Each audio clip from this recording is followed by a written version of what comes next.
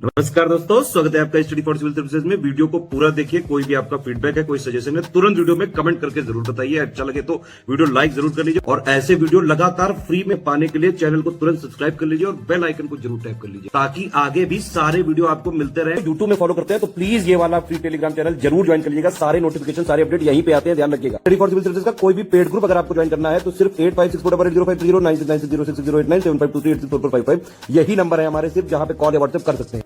Instagram पे हमारा page जरूर फॉलो कर लीजिएगा, स्टडी फॉर सिविल .सर्विसेज है। ट्विटर पे हमको जरूर फॉलो कर लीजिएगा, @study for civil। इस वीडियो में हम अपनी मेंस आंसर राइटिंग प्रैक्टिस की सीरीज को कंटिन्यू रखेंगे और एक नया मेंस के पर्सपेक्टिव से इंपॉर्टेंट टॉपिक क्वेश्चन के फॉर्म में कवर करेंगे। तो चलिए आगे बढ़ते हैं और एक नए टॉपिक को क्वेश्चन के फॉर्म में समझते हैं। हमारा क्वेश्चन कह रहा है, What do you understand about natural resources? Suggest a step that can be taken to manage natural resources. प्राकृतिक संसाधनों से आप क्या समझते हैं? प्राकृतिक संसाधनों के प्रबंधन के लिए उठाए जा सकने वाले कदमों का सुझाव दीजिए। हम अपने आंसर के इंट्रोडक्टरी पार्ट में बताएंगे कि प्राकृतिक संसाधन प्रबंधन यानी कि नेचुरल रिसोर्स मैनेजमेंट प्रमुख प्राकृतिक संसाधनों जैसे कि भूमि, जल, वायु, खनिज, वन, मत्स्य पालन और जंगली वनस्पतियों और जीवों के सतत उपयोग को संदर्भित करता है। यानी एक नेचुरल रिसोर्स मैनेजमेंट का क्या मतलब है कि जितने भी हमारे नेचुरल रिसोर्सेज होते हैं, जो कि हो सकते हैं land, water, air, mineral, forest, fisheries, flora, fauna, जितने भी नेचुरल रिसोर्सेज हमें अर्थ ने दिए हुए हैं, इनको सस्टेनेबली यूज़ करना, सिंपल शब्दों में कहें तो। इसके साथ ही साथ ये संसाधन पारिस्थितिकी तंत्र सेवाएं प्रदान करते हैं, यानी कि ये जो रिसोर्सेज है ये इकोसिस्टम सर्विसेज प्रोवाइड करते हैं, जिससे कि एक इंसान को एक बेहतर लाइफ मिल सके, गुणवत्तापूर्ण लाइफ मिल सके। फिर अब हम अपने क्वेश्चन के सेकंड पार्ट पर आएंगे। हमने बता दिया कि नेचुरल रिसोर्स क्या होता है, नेचुरल रिसोर्स मैनेजमेंट क्या होता है। अब हम सेकंड पार्ट पर आएंगे और हम तरीके सुझाएंगे जिससे कि नेचुरल रिसोर्सेज को मैनेज किया जा सकता है। तो सबसे पहला पॉइंट है कि उन्नत तकनीकी जैसे पर्यावरणीय रूप से टिकाऊ खेती, ड्रिप और या स्प्रिंकलर सिंचाई विधियों का उपयोग करके संसाधनों का विवेकपूर्ण उपयोग किया जा सकता है। यानी कि जो भी नए टेक्नोलॉजी है उनका हम लैंड यूटिलाइजेशन में यूज़ कर सकते हैं। लैंड को अगर हमें बचाना है, जैसे कि अगर जो ये ड्रिप इरिगेशन है, स्प्रिंकलिंग है, इन सबसे सबसे पहला वाटर को हम सेव कर सकते हैं। दूसरा जो कि अगर हम सिंचाई खेती के अगर तरीके यूज़ करें जो टेक्नोलॉजी से रिलेटेड है, जो टेक्नोलॉजी का यूज़ करके अगर सस्टेनेबल खेती के तरीके हम यूज़ करें तो उससे हम लैंड को बचा सकते हैं। पहला पॉइंट हो गया। उसके बाद वैकल्पिक ऊर्जा संसाधनों जैसे अपशिष्ट से ऊर्जा उत्पादन, पवन ऊर्जा का उपयोग, सौर ऊर्जा उत्पादन आदि का उपयोग हम कर सकते हैं। तो इससे क्या होगा, हमारा वाटर सेव होगा, जो कि वाटर हमारा इलेक्ट्रिसिटी जनरेशन के लिए यूज़ किया जाता है। इसके अलावा दैनिक जीवन शैली में 3R का यूज़ हम कर सकते हैं। 3R कौन कौन से हैं ये? Recycle, reuse and reduce. तो रिसाइकल है पुनः उपयोग है और कम करना, मतलब वेस्टेज को कम करना। इनका हम डेली लाइफ में इनको अपने इम्प्लाई कर सकते हैं और एक सस्टेनेबली हम जो भी नेचुरल रिसोर्सेज है उनका यूज़ कर सकते हैं, उन्हें मैनेज कर सकते हैं। इसके अलावा जैविक खेती के तरीकों, वन रोपण आदि के माध्यम से हम मिट्टी का संरक्षण कर सकते हैं। तो ये सॉइल कंजर्वेशन के लिए हो गया और एफॉरेस्टेशन भी इससे होगा। तो ओवरऑल हमारा जो एनवायरनमेंट है ये इम्प्रूव करेगा। उसके अलावा जितने भी हमारे पास रिसोर्सेज अवेलेबल हैं उनकी मैपिंग होनी चाहिए रेगुलर बेसिस पे। इससे होगा क्या कि हमें टाइम टू टाइम पे पता चलता रहेगा कि कौन सा रिसोर्स हमारे पास अवेलेबल है, कौन से रिसोर्स हमारे पास कम हो रहा है, किसे मैनेज करने की ज़रूरत है, कितने ज़्यादा उस पर गौर देने की ज़रूरत है। तो इस मैपिंग से ये सब समझ में आएगा। उसके अलावा उपलब्ध संसाधनों की उत्पादकता को बढ़ाना।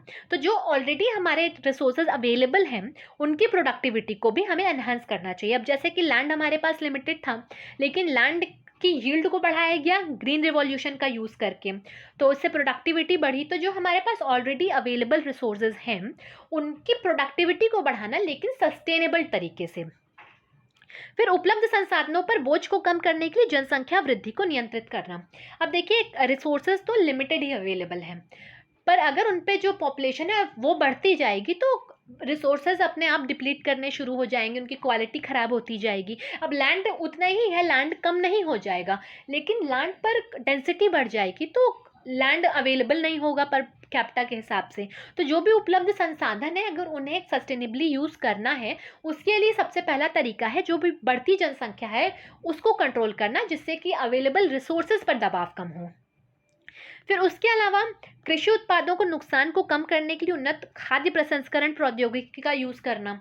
अब जो भी बहुत सारा हमारा एग्रीकल्चर प्रोड्यूस है वो वेस्ट हो जाता है। वेस्ट होने का उसका बड़ा सबसे कारण ये होता है कि बहुत सारे वेयर हाउस फैसिलिटी नहीं उपलब्ध होती है, और जो फूड प्रोसेसिंग की फैसिलिटीज़ नहीं उपलब्ध होती जिससे कि उसे प्रोसेस करके प्रिजर्व किया जा सके। तो इसलिए खाद्य प्रसंस्करण प्रौद्योगिकी का उपयोग बहुत ज़्यादा इंपॉर्टेंट हो जाता है, जिससे कि जो हमारा एग्रीकल्चर प्रोड्यूस है वो खराब ना हो। उसके अलावा क्षेत्रों के कृषि जलवायु वर्गीकरण के बाद फसलें उगाना, यानी एग्रो क्लाइमेटिक क्लासिफिकेशन करना किसी रीजन का, उसके बाद वहाँ पे क्रॉप ग्रो करना, जिससे कि जो क्रॉप जिस रीजन के लिए सूटेबल है उसी क्रॉप को वहाँ पे ग्रो किया जाए, और उससे रिसोर्स पर दबाव कम पड़ेगा। अगर हम चाहें कि कॉटन का कल्टीवेशन उतनी ही लेवल पर यूपी की मिट्टी में हो पाए, तो वो इंडिया यूपी के क्लाइमेट के हिसाब से नहीं हो पाएगा, ये डेक्कन प्लेटू पे ही हो पाएगा। तो इसी वजह से कौन से एग्रो क्लाइमेटिक जोन में कैसा एनवायरनमेंट है, कैसी वहाँ की मिट्टी है, इन सब चीज़ों को ध्यान में रख कर के जो क्रॉप उस मिट्टी के उस एनवायरनमेंट के हिसाब से सूटेबल है उसे उगाया जाए। फिर इसके अलावा सीमित आर्थिक संसाधनों को बेहतर ढंग से व्यवस्थित करने के लिए क्षेत्रीय योजना और उद्योग स्थापित करना जहां प्राकृतिक संसाधन उपलब्ध हों, यानी रीजनल प्लानिंग करना और इस्टेब्लिश करना इंडस्ट्रीज को जहां पे नेचुरल रिसोर्स उपलब्ध हो। अब इसका सबसे बड़ा हम एग्जांपल देख सकते हैं कि जहां पर कोयले की खदान है वहां पर वैसे इंडस्ट्रीज इस्टेब्लिश करना जिनमें कोयले की ज़रूरत पड़ती हो। और जैसे कि झारखंड वगैरह में हम इस तरीके की इंडस्ट्रीज इस्टेब्लिश कर सकते हैं, तो उससे क्या होगा, लॉजिस्टिक कॉस्ट कम होगा, ट्रांसपोर्टेशन कॉस्ट कम होगा, और लोगों को वहाँ पे आसपास के लोगों को रोजगार भी मिलेगा। तो जहाँ संसाधन है उसी के पास में इंडस्ट्री उस संसाधन से रिलेटेड इस्टेब्लिश करना। फिर वर्षा के जल का संरक्षण करना, जैसे कि जो वाटर हार्वेस्टिंग है, और एक स्टेट ऐसा है जिसने कि वाटर हार्वेस्टिंग को मैंडेटरी कर दिया है। तो आपको ये कमेंट सेक्शन में बताना है कि ये कौन सा स्टेट है जिसने वाटर हार्वेस्टिंग को मैंडेटरी किया है। फिर उसके बाद है सामाजिक वन की आम लोगों को शामिल करने के लिए एक अच्छा कदम हो सकता है, यानी सोशल फॉरेस्ट्री का भी यूज़ किया जा सकता है। इसके अलावा पारिस्थितिकी तंत्र यानी इकोसिस्टम और वाइल्ड लाइफ को प्रोटेक्ट करना, जो कि हमारे पूरे रिसोर्सेज के लिए बहुत ज़्यादा ज़रूरी है। हम अपने आंसर को कंक्लूड करेंगे ये बताते हुए कि जैसा कि गांधी जी ने कहा था कि पृथ्वी के पास मानव आवश्यकता के लिए पर्याप्त है लेकिन मानव लालच के लिए नहीं। अर्थ has enough for human needs but not for human grids.